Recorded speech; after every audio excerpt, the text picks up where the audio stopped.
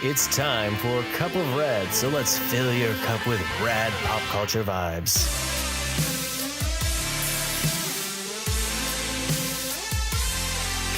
And now your over-caffeinated hosts, Mike and Katie. And here we are, after Endgame, Marvel's cinematic movie of the foreverness, the most heroes ever assembled onto screen, Marvel's Avengers Endgame. We had seen it on opening night. We had waited a few days to digest our thoughts and talk about things. It's Cup of Rad, so hopefully you've got a cup and let's fill it with some awesome Marvelness. Thank you for listening as always, new and old. We love having people here to hear our thoughts on all fandoms, and we're going to dive into this. So, Katie, we saw the movie. Yeah, we were excited. We got to go Thursday opening night. We brought our son with us. We got a 6:00 showing, so we could avoid as many spoilers as possible. Yes, and it was packed. Yeah, we haven't been to a theater that busy for a very, very, very long time. They had it showing in 2 theaters, and I'm sure it was just solid, sweaty, and stinky. Because at the end, our son, he was just baked. He looked so red and he had like limited things on too. Like it was just t-shirt and like linen pants. And he was just like, oh my God, it's so warm in here. Cause we're not used to that. We try to go to like early 11, Saturday 10 and 30. Yeah. So that was different, but it was because it was such a huge event for sure. And we wanted to be part of it. Well, that's the sad part is that so many spoilers came out so quick. Yeah. And as you know, with the podcast, we're going to spoil the badonk out of it. It's a new one. Yeah. You can't. We can't talk about it without spoiling it. Yeah. So either you've seen the movie and you want to hear about it, and if you hadn't seen it yet, you might want to just wait till you've seen it and then come back and enjoy us for a cup, because that would be rad. Exactly. So my first impression on the film is I loved it. I had a great time with it. It had lots of epic comic book moments. It had just those like, holy crap, yes, this is happening. And I think it's a good way to wrap up the 22 films. And they honestly could just end the MCU and I would feel satisfied. That's a good way of saying it. I don't necessarily need more movies. Yes, they left breadcrumbs for future projects, but it's wrapped up. It's done. And they could walk away for a few years if they really wanted to. Yeah, see, I didn't really know what I wanted or needed from this film, and I didn't have any expectations for it, really. And I knew there was a few things that I didn't want to see, and I didn't know how they were going to actually successfully wrap it up, because it's always difficult, an end to something. And to me, every television season is never satisfying. Right? And so I was thoroughly impressed that it actually found a place to make me feel satisfied with it. And I really left feeling happy throughout the movie. It was every type of emotion you could think of, and I really enjoyed it, and I'm excited to watch it again. And as you say, I agree. If they didn't make another one, this was a wonderful caption end to this world that they have created. Mm-hmm. And I think that's really saying something if they were able to meet that and give everyone a justified story bookend. Yeah. And don't get me wrong, there were still faults of the film, but at the same time, they weren't so big that it hit any of those moments where I was like, nah, this movie sucks. Well, and then, honestly, any movie has that though, right? I mean, you're never going to have a movie where everything was 100%. Especially with such a large cast. Yeah, right? you have. And dealing with so many plot threads. Well, yeah, because it wasn't just an individual story. It wasn't a one-off movie. It was dealing with threads that were happening, not just in Infinity War, but everything else for years upon years, right? So you have characters that have been built over 4 movies or 5 movies or 6 movies, and that's a lot to handle. So exactly. Sure, so right off the bat, I think the placement of that opening scene was perfect because it was the most real situation that would have came out of Thanos' snap. Because like everything we saw in Infinity War was all the glossy superhero life. Right? Yeah. Even when it came to Ant-Man and the Wasp, it was not really.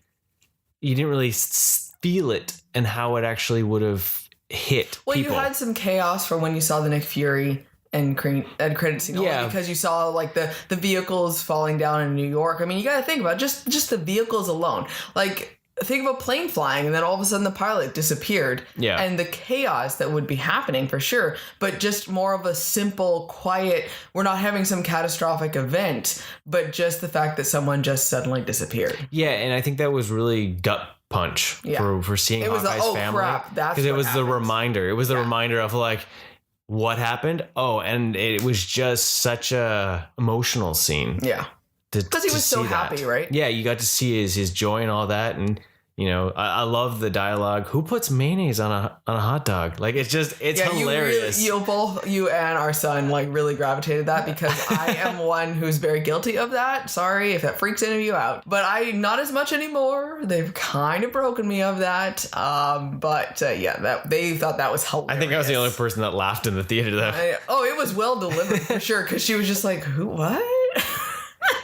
But just having that and having him run and be so scared and like not knowing what just happened. Well, because if we put ourselves in that situation, that would be terrifying. Right? I mean, oh my goodness, you have no idea what happened. And, you know, what if you're trying to call someone and you wouldn't be able to reach anyone? And that was one thing I did notice was throughout the film, the lack of life in general. You forget that it's not just humans in the world that disappeared. It's half of life. So if half the animals also disappeared, we would notice that for sure. And it was kind of eerie once you realize it. It was eerie. Yeah. You know, it was so much was just kind of dead, right? Mm-hmm. So then we go right into it. We go right into finding about Tony being in space with Nebula and having that table football game. That was hard because it was interesting seeing those two characters so down that was the thing that was bringing them joy. Yeah. And just that switch with Nebula fighting. Her finally winning too, right? Yeah, right?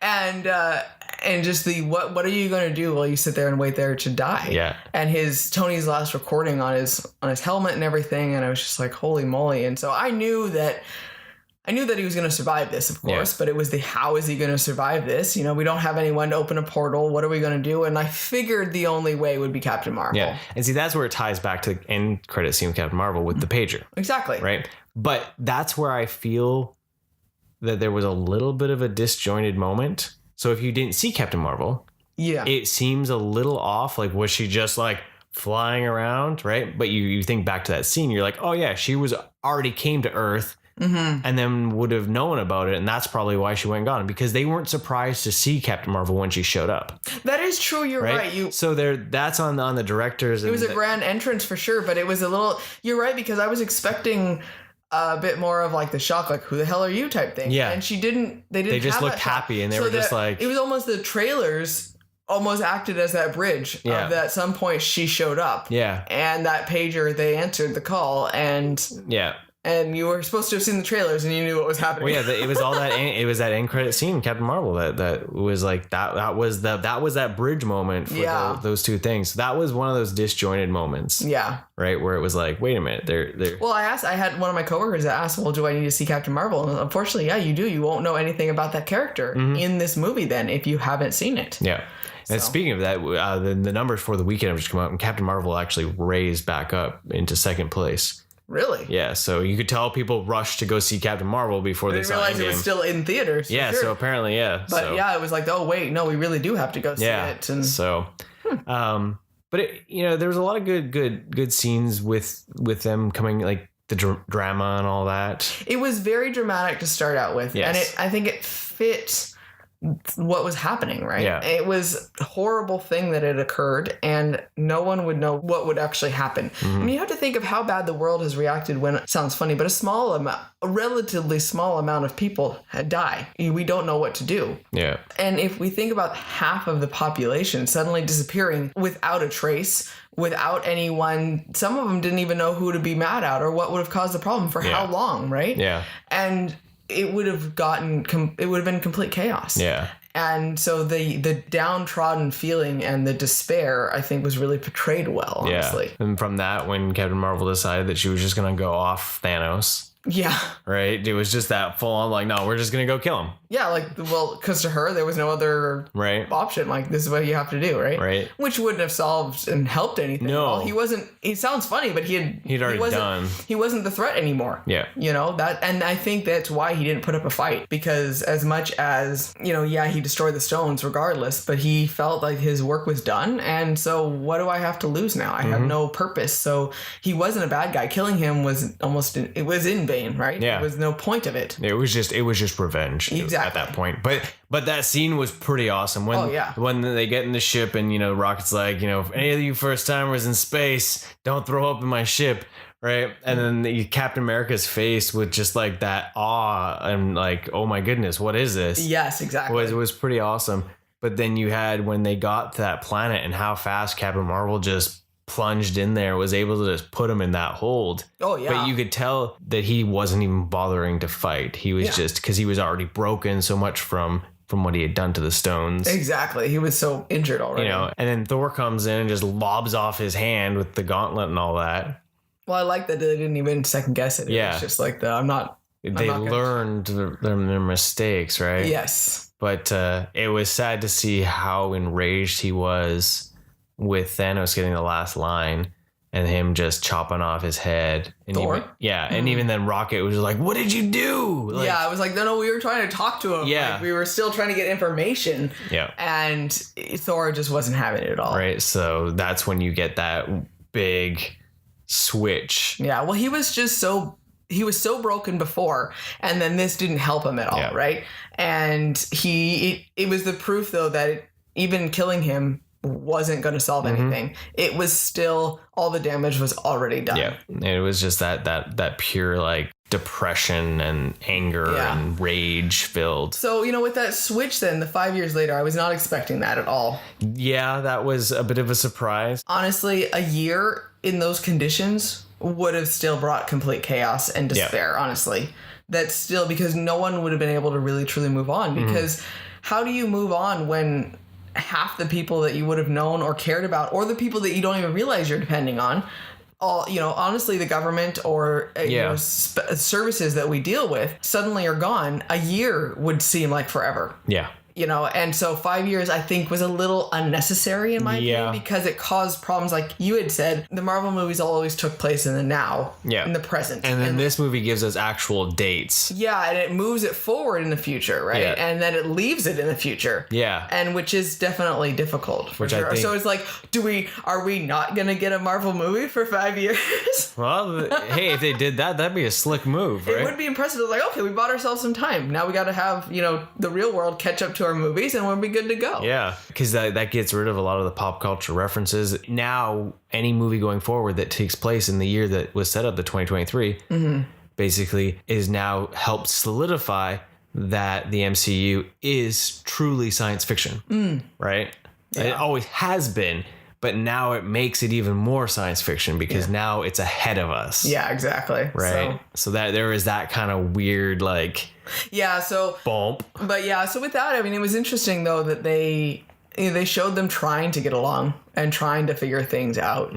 It was so sad. It was not sad, I guess. It was wonderful to see Tony actually having a life and having a family and everything. And so I think him making the choice when he did figure out about the time travel idea to possibly risk losing his daughter or losing his family or anything, that was a really impressive choice. And it shows that was his sacrifice. Yeah, it shows how much he learned to take all the good from his dad and to think about the greater good and how he has grown as a character. Yeah. And I thought that was impressive. Yeah. Well, speaking of that too, Scott shows up after being stuck in the quantum realm for 5 years. And the rat saved him, thankfully. That was the thing that bugged me. That was the thing that really bugged me, that, you know, the whole van got moved and never turned on, but yet suddenly a rat runs across the controls and it fires up. Yeah, I don't know. That was kind of a weird, like, we don't know how to bring him back. Yeah. Let's just do this. Yeah, that works. Right? So, but I'm glad that he found his way through there. I mean, that was a funny thing too with Captain America. I was like, is that a recording? No, that's live. Like, what the hell? Yeah. We got to see how distraught he was too when he got to find that his name was on the disappeared monument. Oh yeah, that would be because it means like, wait a second, this is because for him, what he said, it was only 5 hours or 10 hours or something like 5 that. hours. 5 hours. So the idea that like that, it would be really hard for your brain to reconcile for sure. And then seeing his daughter all grown up and all of that, like holy moly, it was good acting on Paul Rudd's part. Like, for that there, it was like whoa, like but building up through that whole aspect and the fact that they make so many jokes about like Back to the Future and all the time travel movies. Our son, when they said Bill and Ted's Excellent Adventure, he was so excited. He's like, Mom, I know that one. Yeah, it was that moment from the first Avengers. I know that reference. Yes, it was hilarious because he was just so excited. Well, I thought it was funny. Are you going to tell me that Back to the Future isn't real? Like, they lied to me.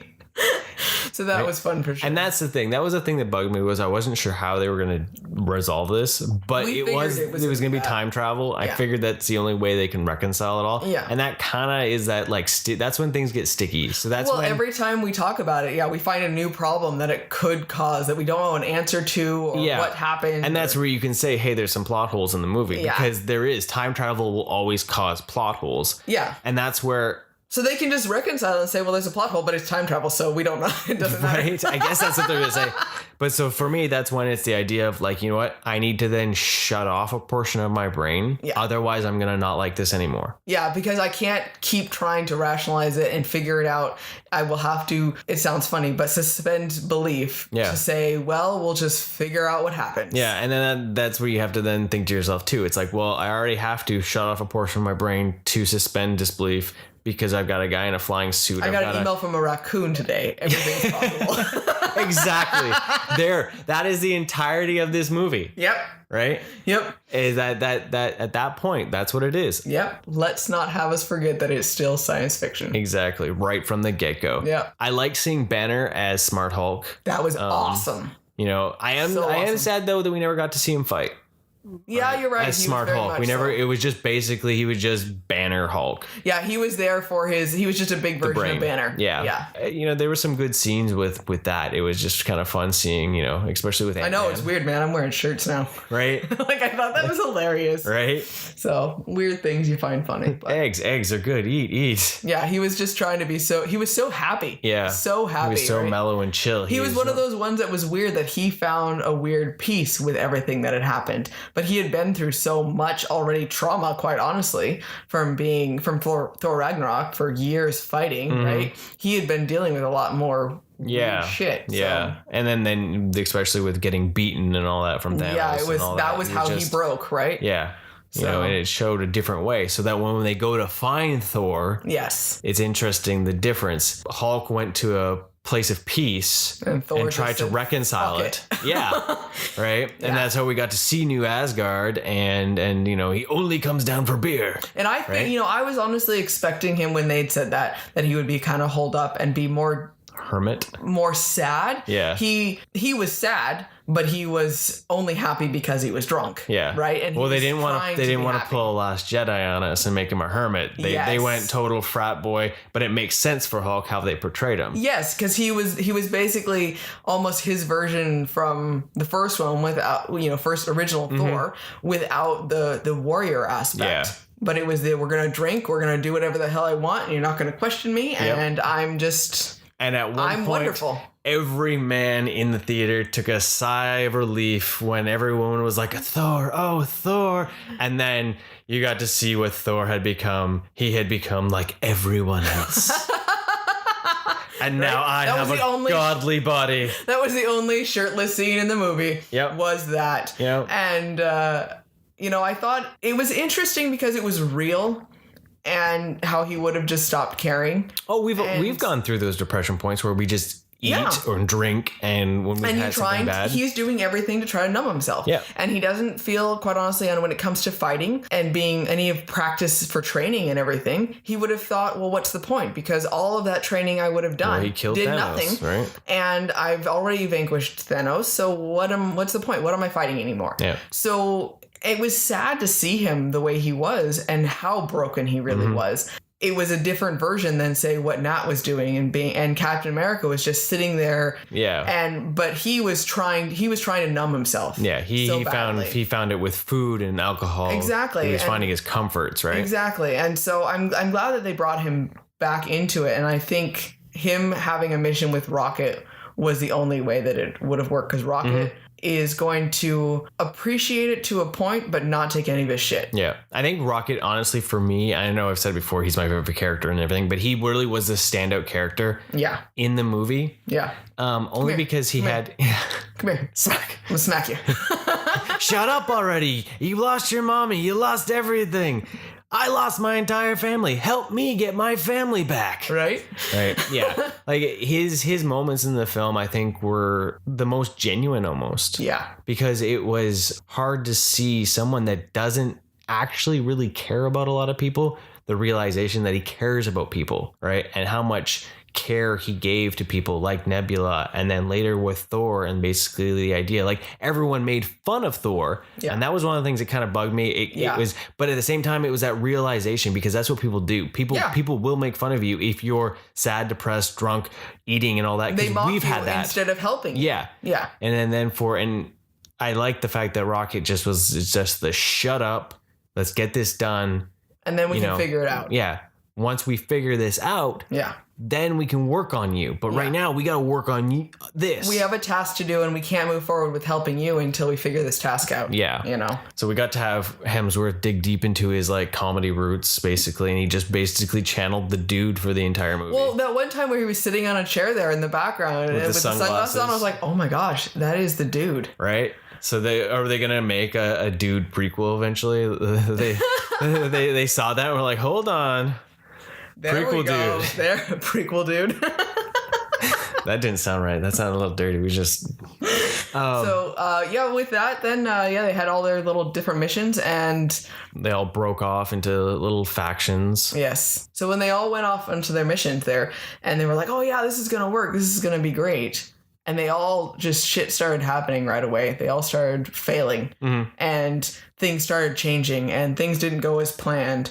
You know, I like the Tesseract mission. I think with Tony and Captain America trying to get that case, and the elevator scene reenactment. Almost had that. I thought that was really funny. Right. That it was like wait a second, this looks so right. And I thought that was really cool with Rogers to think like, how am I going to get out of this? And if I drop the Hydra, because I know already that they all are that way. Yeah. Then I'll be able to get out of this. And I thought that was really quick thinking. And that leaves that time travel confusion of like, is that why things so badly then hit the fan in Winter Soldier when he doesn't comply like they thought he was? Like, I don't know. See, that's a question that I can't I can't start asking more questions. The time travel paradoxes are all over the place. Right. But see, that's the difference though, is that what Banner had said, though, you go back, you aren't changing the current, you're creating new timelines. So then the idea, though, that Civil War had already happened. Winter Soldier. Or Winter Soldier, sorry, I apologize.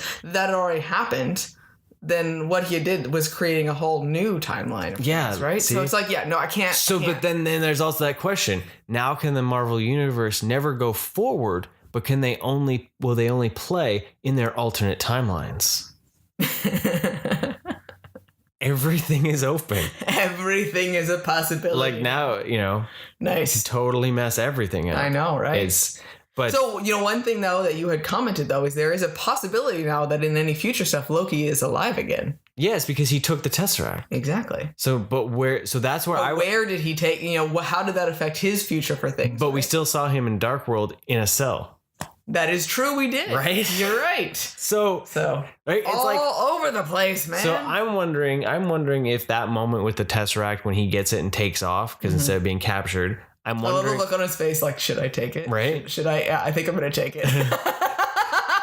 Well, he was the only one that noticed anything. It was just like, ooh, what do I have here? Right. I'm wondering if that could be where the Plus series goes. The Disney Plus. Exactly. Because what if they do? Because they haven't talked about these series as maybe doing a lot of episodes. Like some of them, like the WandaVision was talked about only being 6 hours. Right. So that could be 6 episodes, or it could be 12 half hour for all we know. Yeah. But is the Plus series going to almost fill in or fix some of these little nuggets that were changed. Will it be that the Loki series, because they've said that it's going to take place all over time and all that, will it be that he uses the space stone to go fix do things, but then by the end of it, Thor captures him and he goes into jail to in time for Dark World? Yeah, that's a good point. Right? Like, yeah. could they maybe? Well, it's interesting too because he, being as a character throughout the MCU, has been there so frequently too that he's touched so many different things. So if his timeline changes, like, it really would affect a lot of different things for sure. So now with that though, with that Cap and all that, their first mission with Ant-Man, yes, I did notice there was a little too much humor. Yes, it was. And that's the one thing that did bug me about the movie as a whole. Yeah. There was a lot more humor than almost any of the Marvel movies. It's like they're trying to channel the humor that was helpful for Ragnarok and Guardians and even Ant-Man and stuff like that. And it's like, oh, well, people like that, so we'll just keep throwing it in there. Yeah. And some of it was made sense and lighthearted for the drama that was going on, but some of it was too much. Like, yeah, especially like the scene with America's ass. Like, I like what Ant-Man says, but then later when Steve comments on it, it was like, oh, that is America's ass. That stood out as being totally unnecessary. It was like, you had to bring that back. Yeah, like, that was like the cheese ball moment. Yeah. Just pop one back. Yeah. I don't know. Maybe that was why part of like, oh, we have to make Captain America cheesy again. I don't know. Maybe that has something to do with about it. That maybe that's where the weirdness of time travel. Yeah, he got back to the time where he was cheesy. Yeah, and then he needed to be cheesy. There you go. Little Cheeto dust sprinkled on Cap. Nice. Out of all the missions, I like Rocket and Thor's because it almost had the most meaning. Yes. And the most gravity. Well, and it had the most change for Thor. It was a turning point for him in the movie. If he hadn't been able to talk to his mom, and be able to feel like, had a little pep talk, he would have just stopped caring. Right? Well, yeah, he had that pep talk that got him all excited, and then he was able to call the hammer. Oh, that was awesome though. It was like, what are you doing? It sometimes takes a while. Right? Well, as soon as he did that too, I'm like, wait a second, he just took the hammer out of his timeline though. That has a whole bunch of implications. But Cap brought it back, so we're good. And yeah. Oh, you said Cap brought it back and we haven't gotten there yet. Well, if they've been listening so far, they damn well have better seen the movie. But the other one that I think was interesting was the fact that nobody told Hawkeye and Widow what they were going to have to do. Yes, and Nebula would have been able to tell. But I think the reason why they didn't tell them was because if they told them, then they would have had a problem, right? They were the only two that had the sacrifice that was needed because they were only ones that were friends from before. Well, they're almost she brought him back from being a killer. Like brother and sister. Right? Yeah. They have a much deeper connection than anyone else. Yeah. And so, they were the only pair that could go there because everyone else would have thought more of it was a duty and a sacrifice for something, and they were giving their own life up. And I know Nat was, but at the same time, I mean, physically even too, Hawkeye had to let her go. It wasn't just, I accept you that you're going to take that duty and I'm not. Yeah. It was this is killing me inside to see you. And that was my other favorite scene from it, which is that battle between the two of them. And just that, like, that was actually... Well, because when it first started, I leaned over and I was like, she's going to be the one that goes. Mike's like, no, I think he's going to be the one that goes. But it was perfect because it was well done because you really couldn't say who would have actually done it. Yeah. Because they were well matched and they're both stubborn about it. Yeah. And it ended up being exactly what it needed to be. One of them needed to let go of something they loved. Exactly. Because if they had jumped off, they technically would have let go of something they loved. Yeah. So the stone shouldn't have appeared. No. But because he actually had to make that choice. And choose to stop fighting it. And to accept the inevitable. Yeah. For sure. Yeah. That was really hard. A bit of a surprise to see that they ended up actually killing Widow. Yeah. Now, the one thing I thought was weird was with Nebula going to her past and the fact that it was linked. It's like that network thing. Yeah. It showed how dangerous the unknown of time travel can be, especially when it came to technology. Yeah, because it was technology that Tony would never have been able to anticipate at all. Yeah. And it was their undoing, honestly, with so much of this. When they linked together and everything. So that was kind of like, it was a really cool way of doing it. Yeah. But it definitely was kind of like a oh crap moment. But apparently Doc Strange knew all about this and knew that was what was going to happen. So apparently he was okay with that was what was actually one thing that was really cool I liked with Hulk going back to getting the time stone. I thought that was a really cool interaction with the Ancient One there. about the fact as soon as he said, well, Doc Strange gave it up. Well, wait a second. He gave it up for a reason then. I trust you. Here it is. Yeah. And I thought that was interesting. That was good, too, to show the importance of communication. Right? Where it's like, no, I need this. And this is, we're going off onto this sort of situation. And I'm glad that she had told him, though, the reasoning behind it. It wasn't this, no, I have to hold on to this. I can't. It was like, no, I need them all back together at this exact moment. And otherwise, they wouldn't have known. Everything else would get destroyed, right? Exactly. So I'm glad that she at least said something to him. Communication. It's like, you know what? We talk about that to our son all the time. Right? It's important. So. It is, because that's where you get into some movies where it's super frustrating. We're like, why would you just talk about it? Oh, and this all the time. This whole moment, that whole moment we were talking about was all because they actually communicated their actual needs for why they needed or couldn't do what they were doing. Yes. So that then they could come up with a plan to resolve and you know the what? Honestly, problems maybe that they that's had. something with Banner. He had a really cool, non-egotistical demeanor about him right then. It was the, no, I need this. It's not just, I'm going to take it. It's not, what the hell's wrong with you? It was, wait, no, this is why it's important. So I thought that was a really cool interaction with that. No, exactly. But yeah, so the thing with Nebula led to a whole bunch of shit hitting the fan with Thanos. It was like, oh my goodness. Yeah, right. He knows. So they get all the stones back. Yeah. And which was really wild to see that they built a gauntlet and they realized that the only one that can wield the gauntlet without killing them is Hulk.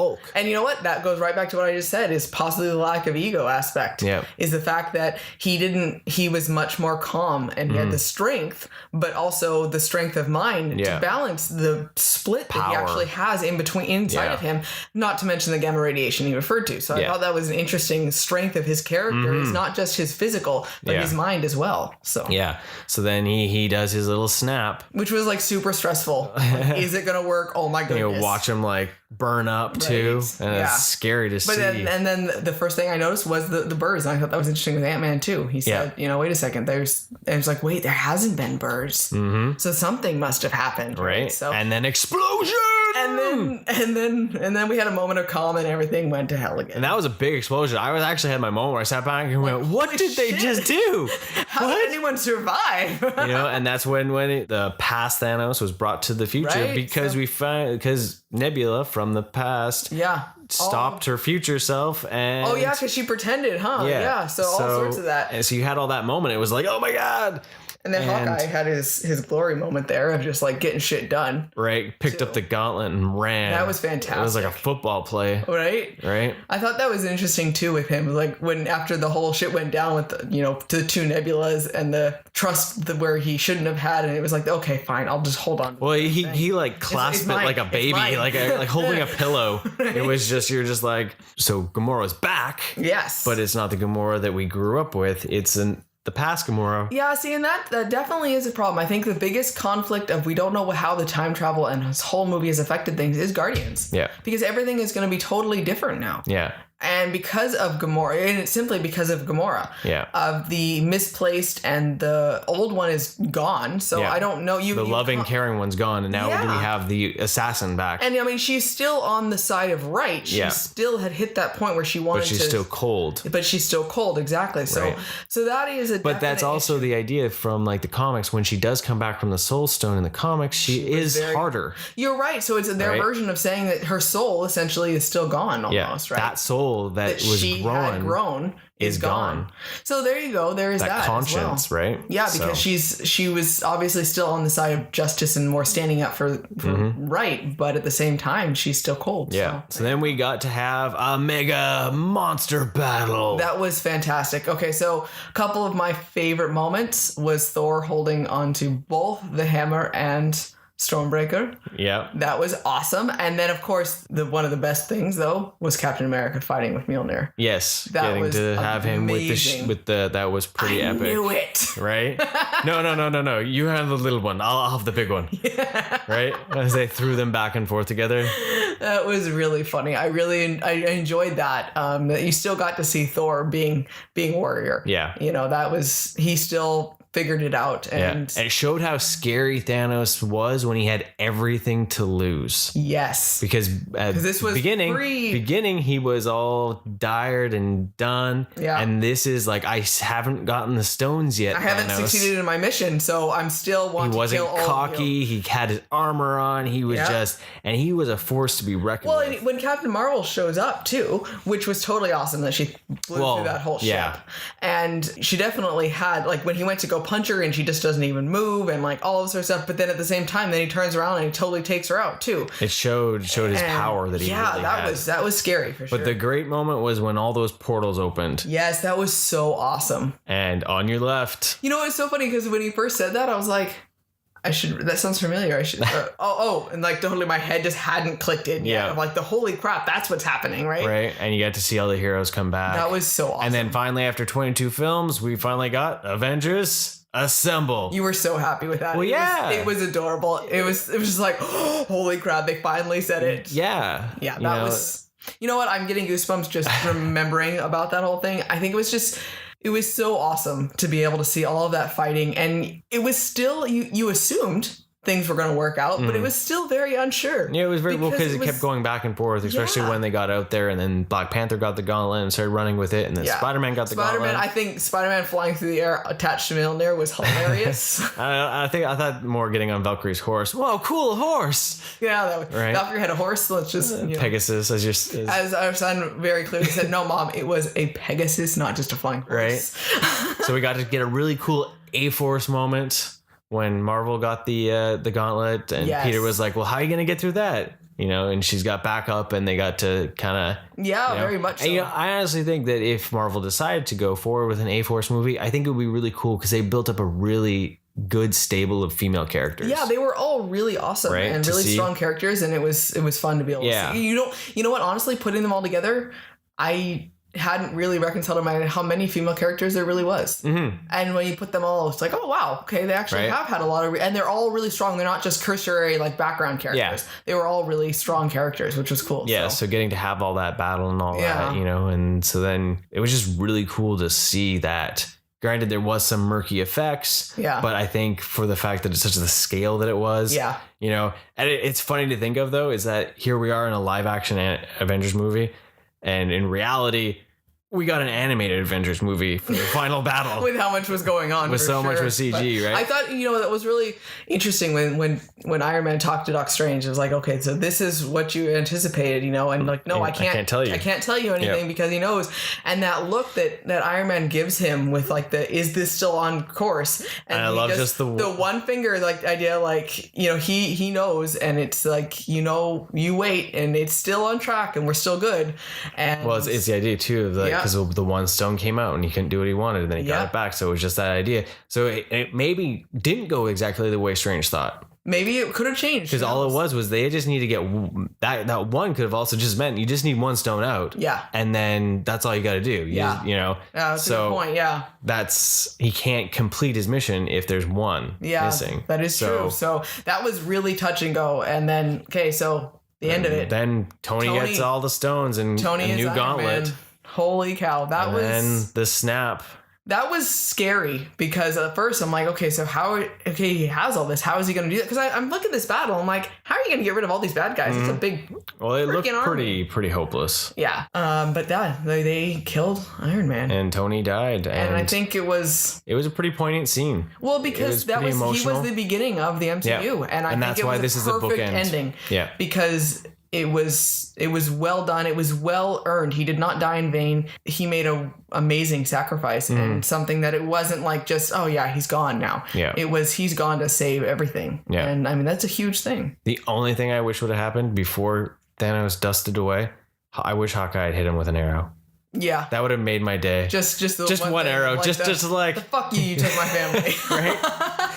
Just that moment. I think that just would have been awesome because they've had in the cartoons and stuff before where he's been able to get a few arrows off on him. Yeah. And that was one thing that was missing for me for Hawkeye was I wish he had been able to get a few arrows off in that battle because he never fired a single one. Yeah. Yeah. Right. You're right. So but yeah, watching Tony die, it was a good scene. Yeah. It was emotional. It was super intense for sure. And then we wrapped it all up. I know what is one of the things that you really enjoyed from the Captain I was America really stoked that Cap gave his shield to Sam. Yes. Because of the comics. You were and all so that. excited. Because I think it was really cool. Because like I understand Bucky gets the shield in the comics, but at the time Cap was dead. He took it more about a mantle of respect for him, right? He's depowered in the comics when Sam gets the shield. Yeah. Right. So I think that was a good nod. And Sam has a lot more hope and has a lot more Cap qualities. Yes. Bucky being more the assassin and being in the dark. Bucky still needs to get some trust and back in the field of actually doing a hero. So he hasn't really been a hero right now. Yeah, I really stoked that happened because it was a good moment, that passing on of the mantle once, because Cap goes back, puts everything right, and ends up in the past. Yeah, I thought that was an interesting end cap to what he really wanted this whole time. He just wanted that dance. Yeah, he wanted that life that he missed out on. And I think that was a good bookend for him. And then Thor. He becomes, Guardians of the Galaxy. Yes, I thought that. Right. That's going to be interesting for sure. It was one of the things where it was really cool, but the fighting between them went on a little too long. Too long, yes. I agree too. I'm like, my goodness. Okay, we know that you guys are going to bicker back and forth. But I love Rocket with the fact that you want pistols? You want knives? I love it. Ooh, knives. Right. That was the best part of that scene besides that. So I'm curious to see Mantis was hilarious. If Volume 3 will deal with Thor on the Guardians or if it won't. Yeah, it'll be interesting to see. So, I mean, they definitely kind of bookend those main characters and left the other ones very open to the original 6 pretty much are done. You can tell from that with Hulk being all burnt up too. Yeah. It's now going forward with what they had. It was weird not having an end scene, not knowing what's going on in the future. So I'm excited when they do eventually release. So Spider-Man Far From Home is going to be a thing. Like, is this going to give us hope for what's going on next? It's supposed to be the end of this phase though still. So really? Because it's going to be, that's why I think the black suit is the morning. The morning suit. So that makes sense. Because I know this is going to impact Peter very badly. So. Yeah. What was weird though is when everyone saw Peter back. Yeah. That's where the timeline gets murky.